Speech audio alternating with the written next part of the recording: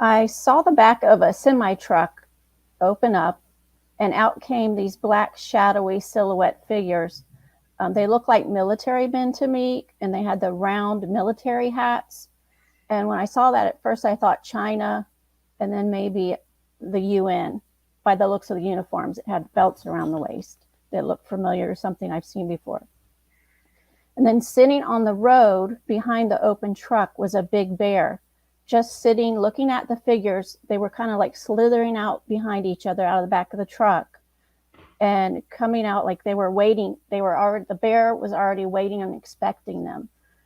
I then I turned around. This was behind our previous house 3 years ago, in the street. And I turned around and I then saw our red SUV with the camper on back driving off. Wow, this is interesting. I hear shadow company. I also heard mercs or mercenaries. There's a lot of they call them security companies. They're like independent contractors that have the name Black in them, and there's actually even a documentary called Shadow Company, and it's all about like the 20,000 independent contractors that were operating in Iraq. It's like, who are these people? What are they doing? They're like private armies that people hire to do things, and in particular, arriving in the back of a semi. A semi is a commercial vehicle used to haul things. You know, when was the last time, Neil, that you had a group of military personnel arrive in the back of a semi? Not on purpose. Yeah, pretty much never, because that's not what they travel in. They travel in troop transports or jump out of airplanes, or they have a military delivery system to get their personnel on the ground in an active situation. If they're for hire, then they would do things like come out of the back of a semi, which again represents the idea of commercialization. They're paid to be there. So we're seeing some level of the motivation behind whatever this action is. I think it's really interesting that they're wearing all black. They have the round hats. You mean like berets, right? No, like the metal military. Do you remember what color they were, Karen? No, because it was like a shadow. They were like two-dimensional shadows, so everything was black. But just the shape of it reminded me of the metal helmets I've seen on military. I think older military. Wow, that's interesting. Okay. Well, and so there was a bear sitting off to the side of the road watching what was happening. Actually, it was sitting in the middle of the road behind the pickup, the semi truck, watching it unload these figures come out of like it was waiting and expecting them to come out of the back. Like it was going to attack them, or like it was with them? I think it was with them. Oh, with them. They were expecting this delivery, this whatever. Yeah. I took that the opposite. I was thinking he was going to eat them. No, he was just casually just sitting there. You know, I didn't get the sense that he was reacting to them at all, except that he was waiting on them. Like he's the client. Yeah, like he was waiting on them to arrive. Exactly. They're the team that he hired. They're there with him to do his nefarious bidding. It's really because a bear most strongly represents two things. One, it represents Russia. That was my thought at first. It represents the state of California.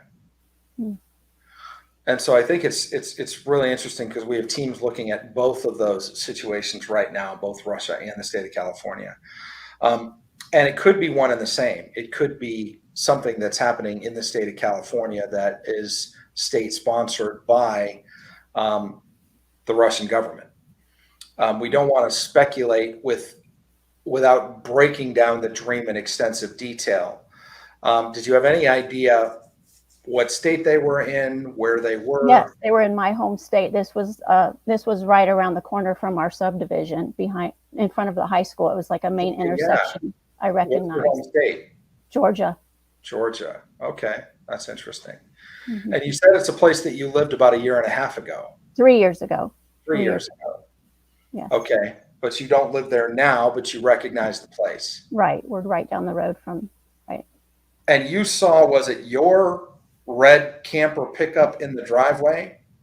It was across the road when I turned around after I'm looking at the bear. I turned around behind me at the intersection, and it was just the camper was like across the road. It wasn't even parked like on the road ready to go. It was a strange position, but I turned around and saw, from the side, that was my family's car and camper.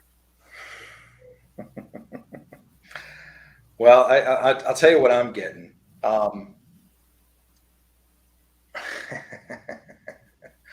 One of the biggest places outside of Hollywood that they film movies is in the state of Georgia. Right. I think it's the only actual set of a White House, too, is in the state of Georgia. Yes. And so the idea of people from California going commercially to a place to do a shadow company type of warfare, which could be a psyop, backed by perhaps nefarious intent of other nations, could be exactly what we're seeing playing out in the news every single day. Wow.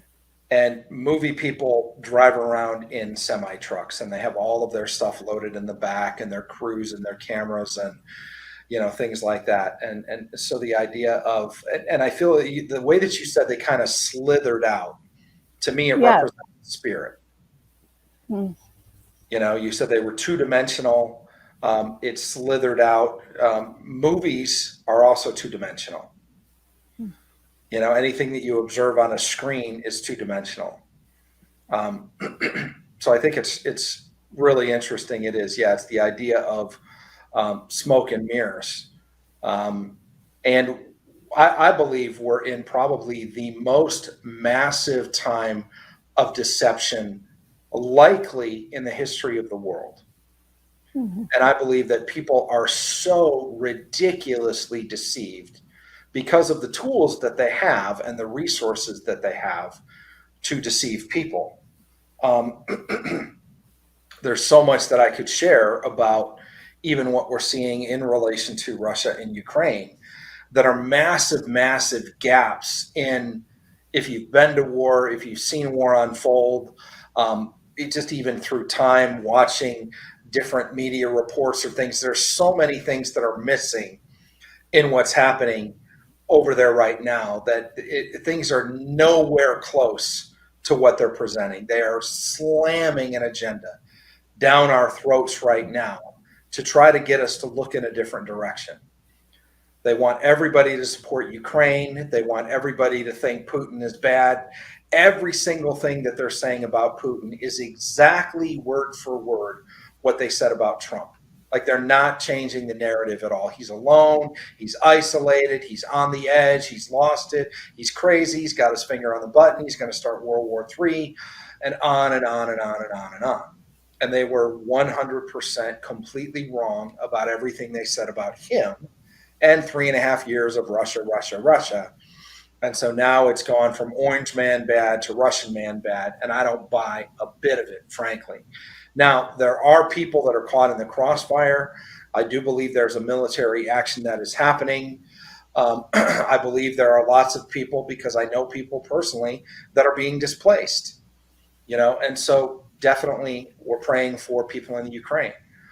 I'm also praying for the people of Russia, and there's something that's happening that, when you get all of the forces that have never been right about anything, which is like the progressive left, which is like the billionaire progressive left, which is the New World Order and the globalists, and the media and the UN all line up behind one side, you can pretty much bet it's probably not the right side, because anytime that we know that they're murdering Christians, or even they're killing Muslims in China, or they're committing atrocities, or look at the media coverage of the death camps during World War II.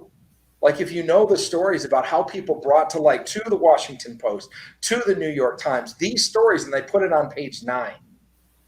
It's unconscionable that some of these media outlets are still even open because they're just liars. It's flat out propaganda. And so what your dream is highlighting is the idea of not only the propaganda, but where it's coming from and who's involved. I believe the movie industry is involved. I believe, we already know, or you can see, I think it's pretty easily to follow that Zelensky's an actor. Now, I don't know how he got to be in the position he's in. I haven't read his whole life story. I don't know that you could read a verifiable, true account of his whole life story at this point. But if you know what he started out as, it's really interesting. There's actors in Hollywood that are going over there to supposedly fight on behalf of the Ukrainian people. Like, it's just, when have you ever known actors to do anything like that at all? I mean, it's just, they need actors to act. They don't need actors to shoot people. And so it's the idea that there's a big wool that's being pulled over the eye. And unfortunately, it's being pulled over the eyes of the church too. Again, I'm not saying there's not Ukrainians suffering, because there are, and I know some personally. But if you believe what the media is telling you, you are deceived, flat out, point blank deceived, which again is why we're pressing into the dreams and we're asking people to share with us the war dreams. I think this is a very, very valuable piece in a dossier of several larger pieces that we have that we're putting together to look at the California connection, look at the Russia connection, look at the disinformation connection, and even find out what's happening in the studios in Georgia right now. Oh, wow. So it's a very valuable piece of intelligence, and I thank you for sharing it with us. Thank you. Thank you for the interpretation. I appreciate it. Yeah. I got another layer for this one, if you don't mind me sharing. Oh, go ahead.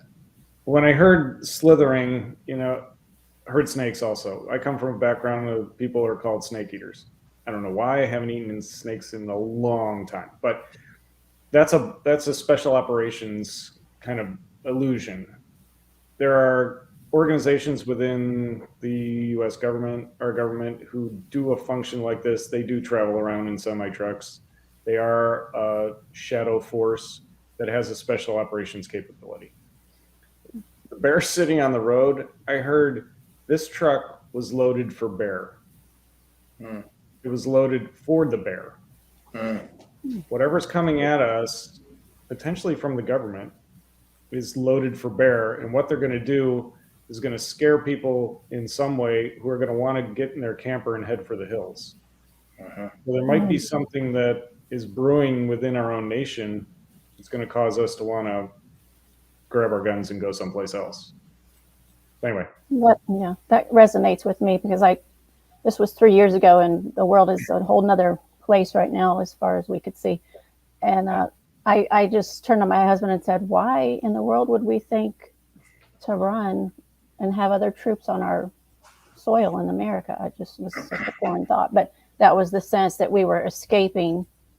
That was our action for us to do, was to escape from the situation.